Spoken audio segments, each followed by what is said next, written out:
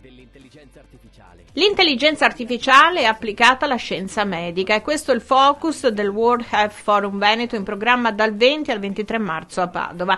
Nella città del Santo si riuniscono i massimi esperti a livello mondiale, confermando un ruolo di centralità internazionale della sanità veneta. Quello di un'apertura internazionale, di confermare la nostra leadership e la valenza dei nostri ricercatori, della nostra sanità del Veneto e di confrontarci a livello internazionale con le maggiori realtà.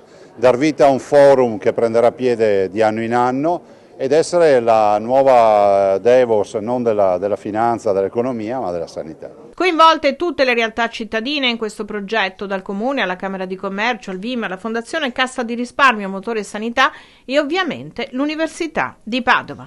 L'intelligenza artificiale in medicina spazia dalla prevenzione alla gestione dei dati, alla cura personalizzata e lì si vedranno in questi 2 giorni tutte le varie applicazioni.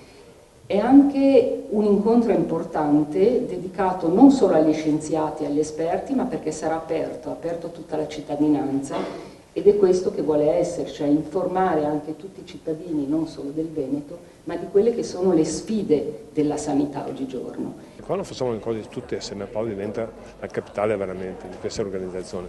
Sono molto contento sia di ospitare, per vuol dire parlare di salute, vuol dire far capire anche a chi non è addetto ai lavori il valore della salute. L'aspetto biomedicale sotto l'aspetto lavoro coinvolge veramente tutti, è un onore ospitare questi 4 giorni a Padova questa iniziativa. Medici in pronto soccorso, ieri Azienda Zero ha imbandito nuovi bandi, ne saranno 100 in pochissimo tempo. Ma guardi, noi abbiamo dato corso al nostro intendimento, a quello che dicevamo, andare in soft landing, dismettere il tema delle cooperative e passare a quello che sono incarichi diretti. Adesso spero che ai bandi risponda qualcuno, perché altrimenti sarebbe veramente una tragedia, bisognerebbe tornare indietro.